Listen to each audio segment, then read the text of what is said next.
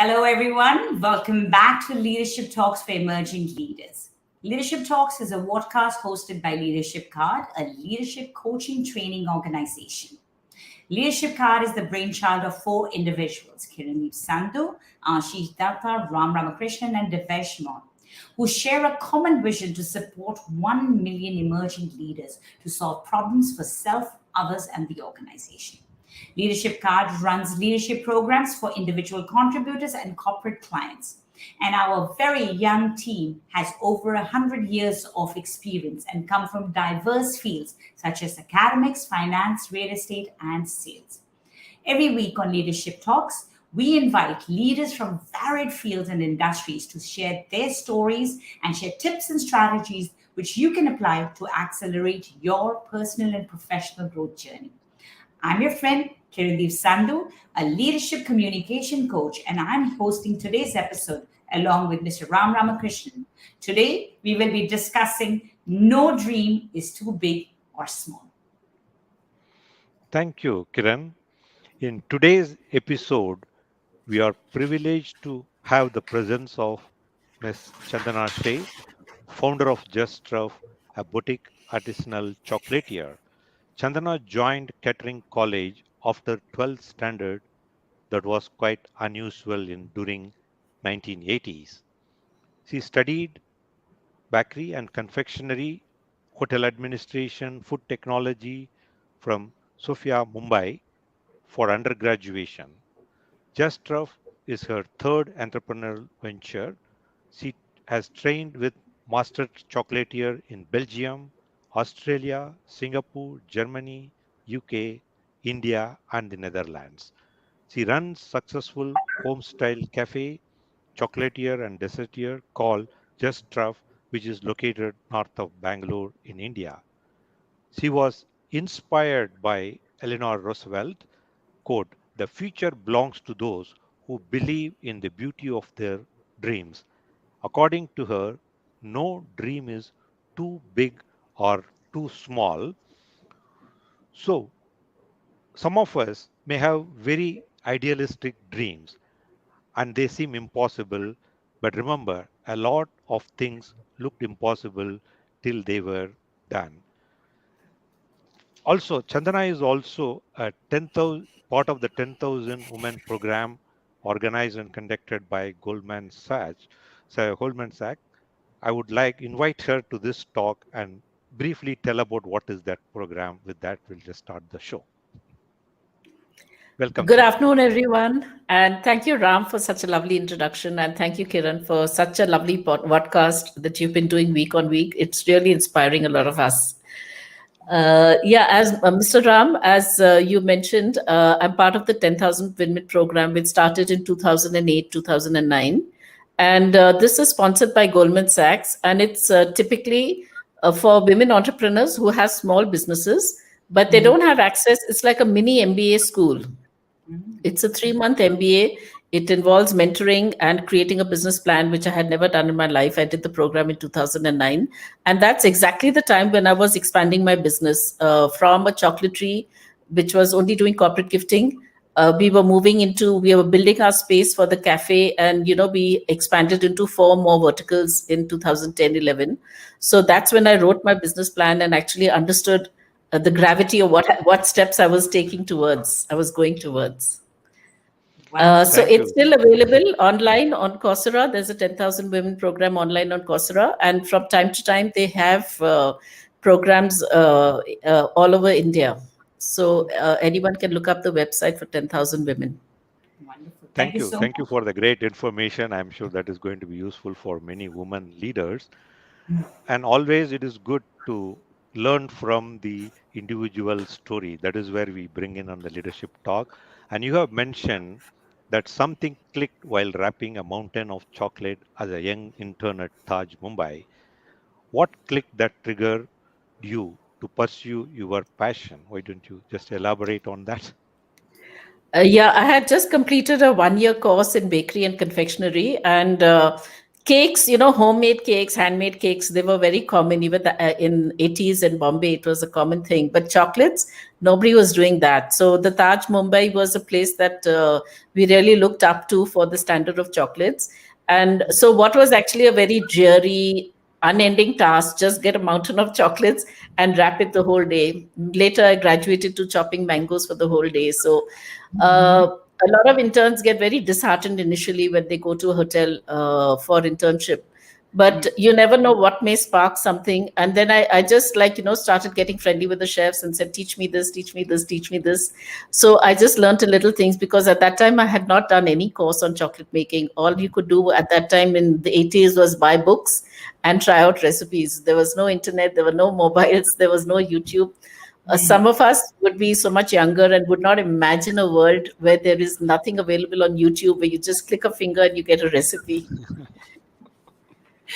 My daughter's many times telling me that, how did you, I mean, if you know internet, we wouldn't be able to survive. So you absolutely, that's very relatable, that what we take for granted today, and everything is right at the click, literally click. While you were clicking, I mean, something clicked in your mind, but actually those clicks were not available back then. It actually was your own creativity, your thought process. You had to really think outside the box and explore opportunities, as you just said.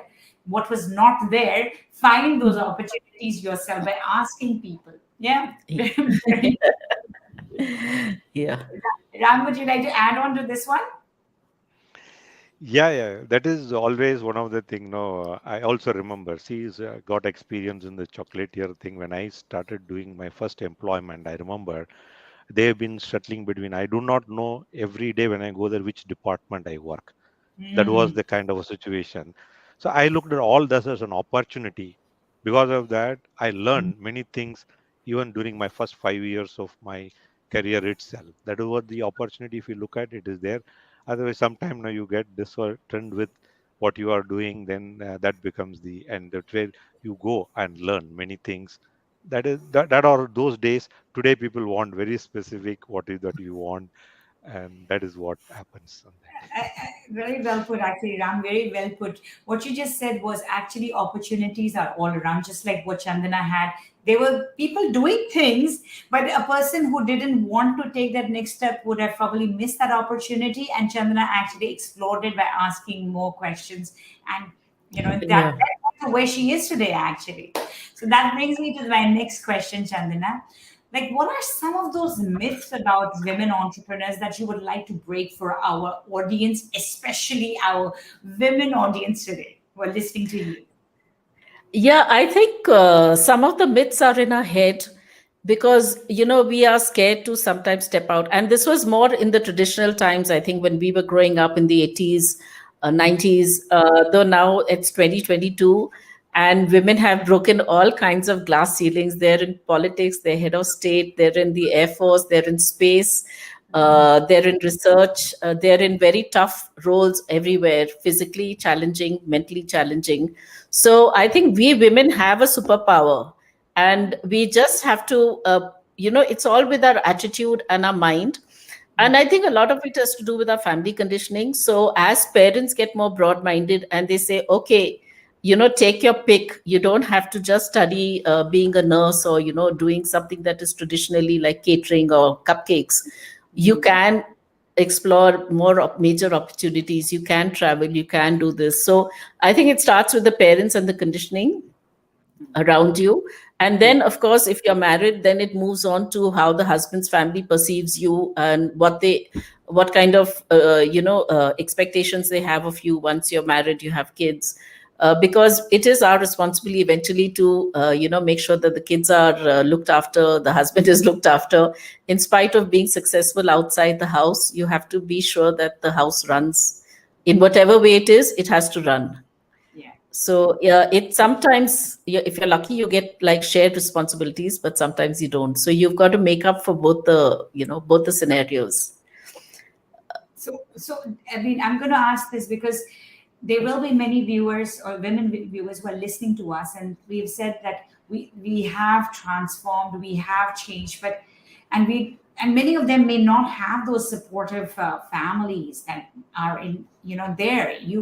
So how do we overcome those challenges? I mean, the barriers are in mind, as what you said.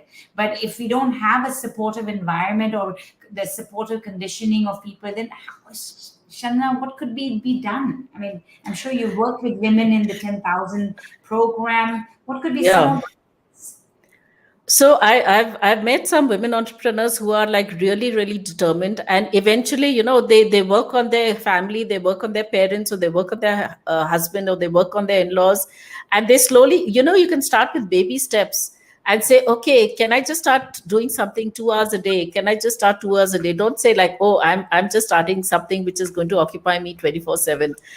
Maybe change the goalpost and reduce your expectations of what you can expect out of a business. And of course, always do something you're passionate about and you have the knowledge and the skill for. If you don't have a supportive family, try and get a supportive partner in business, or a supportive investor, or somebody who can plan your finances and plan ahead with you, because a business is not just about you, it's about growing a team. So either you try and create at least a couple of people who understand and share your vision and who are like-minded. And like we were just talking about earlier, you and Ram, y'all were doing your own thing earlier, and then you decided to collaborate so that you could have a larger space. I firmly believe that this is the day of collaboration. There's no competition.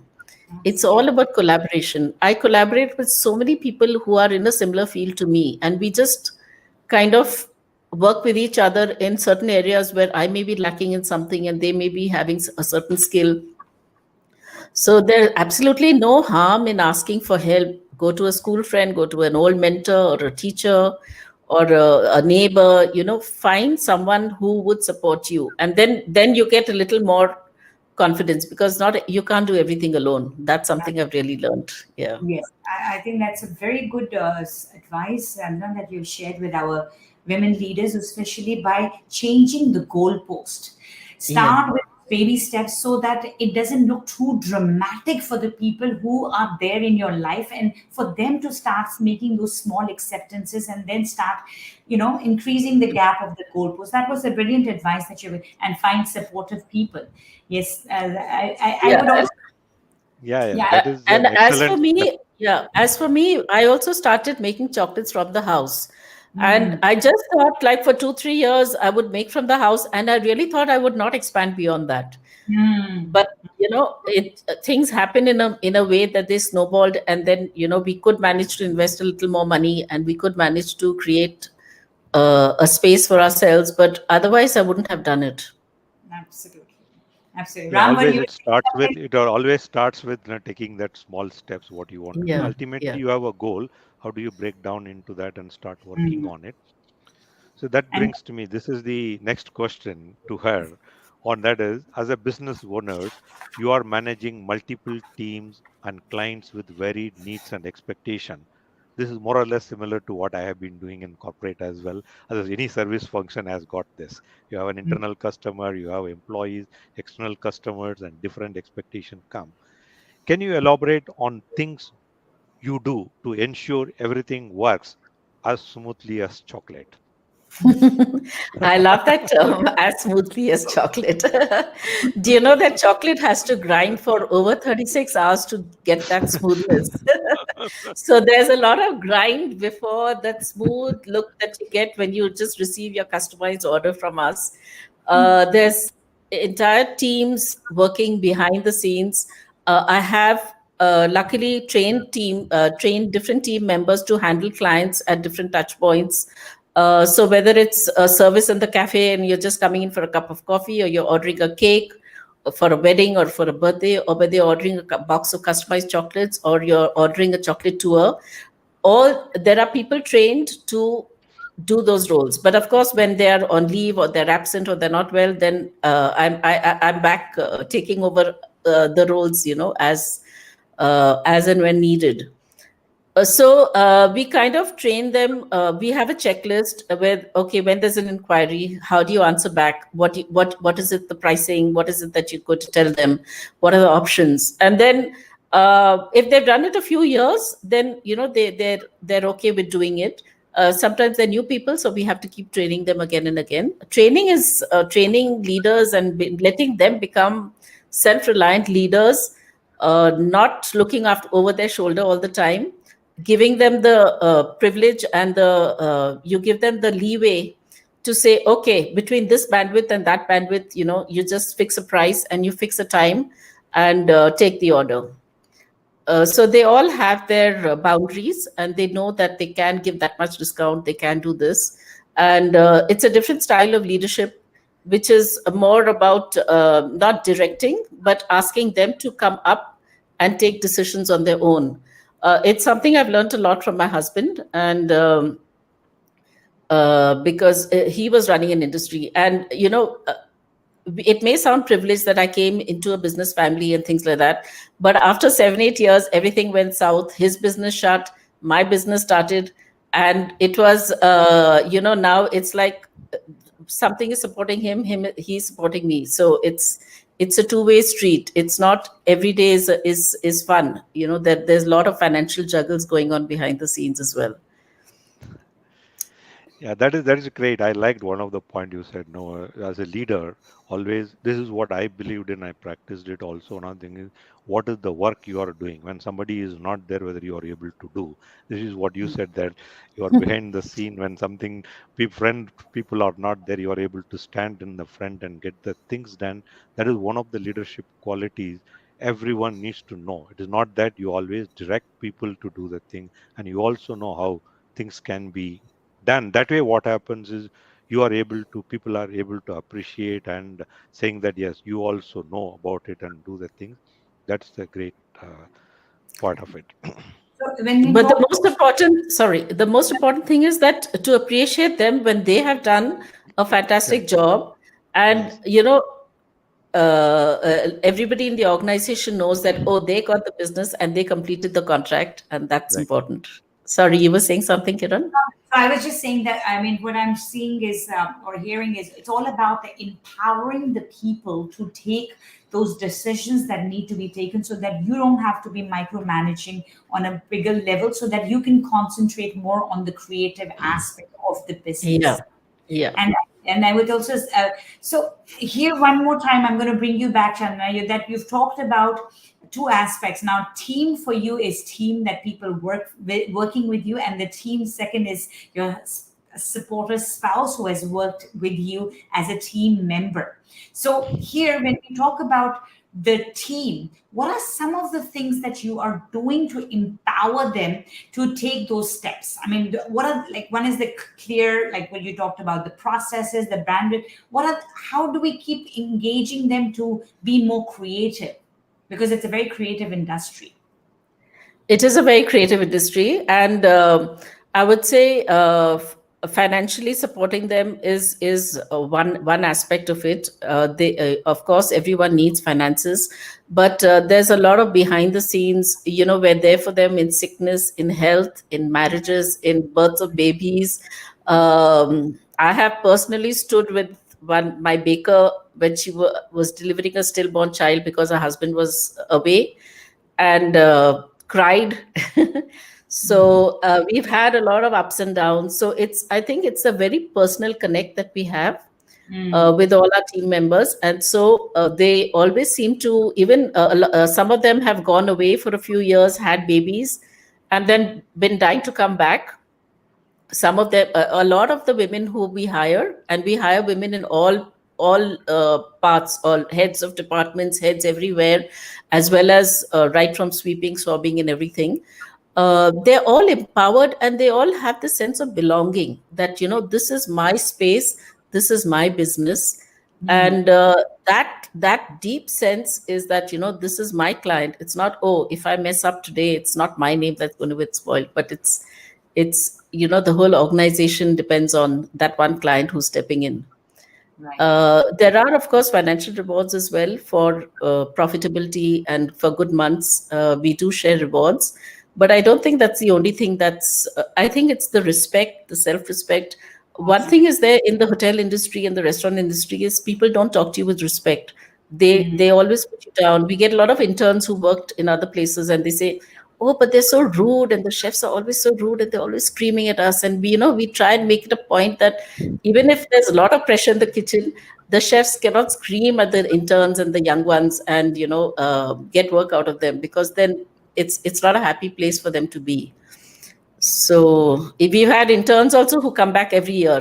So That's a brilliant point you have just shared. I mean, we talk about in our customer excellence program, right, Ram? We talk about the touch points and how Yes. we give those touch points to our clients. But if you look at it internally, also you have these touch points so that it creates that like conducive environment for the team to work in a more smoother way, in a way they feel respected and trust, and there's a sense of belonging for them. So I really liked what you shared, Chandana.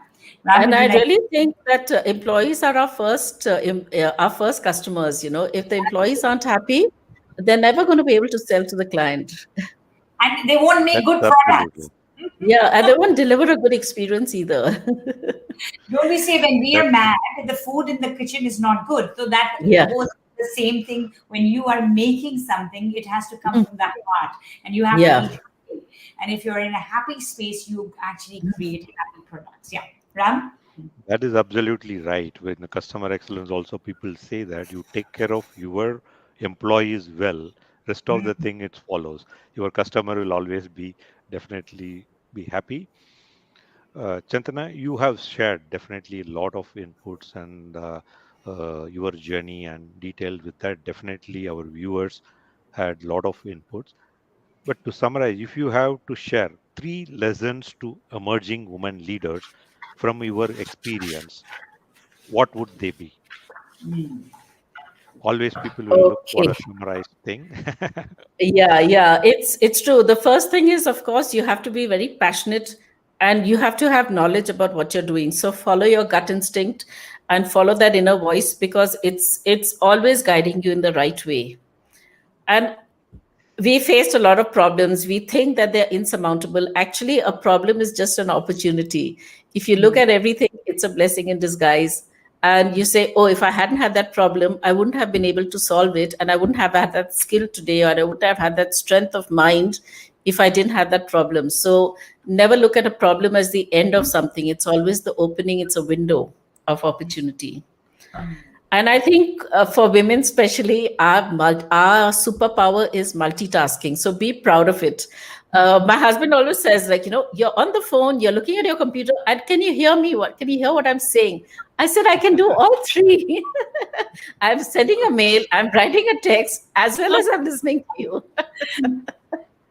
So we have these things at the back of, like they say for moms, we have eyes at the back of our head. So we have kind of a 360-degree view on our business and our homes and our parents. And sometimes we have to look Yeah. after elderly people, but everything is a superpower, and let's use it.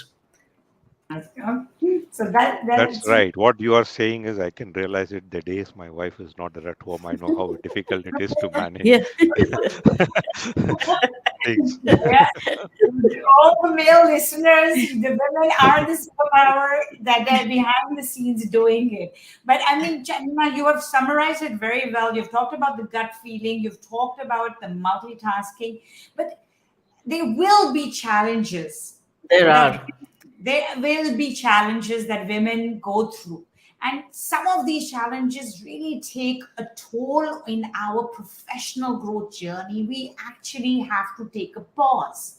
So now, can you just share with our listeners, women listeners, especially leaders who are listening to us, about those challenges, the pause, and then moving forward? And then we will be able to really wrap this session about how we can, there is no big and no small dream. So I took a big pause. I took a 10-year pause. I had started a business. I was making chocolates in Bombay, and after 5 years, I was just like hitting going up in life. And I got married. It was my decision. Got married. I moved to a really tiny town, and uh, then I had two kids, and I spent 10 years at home.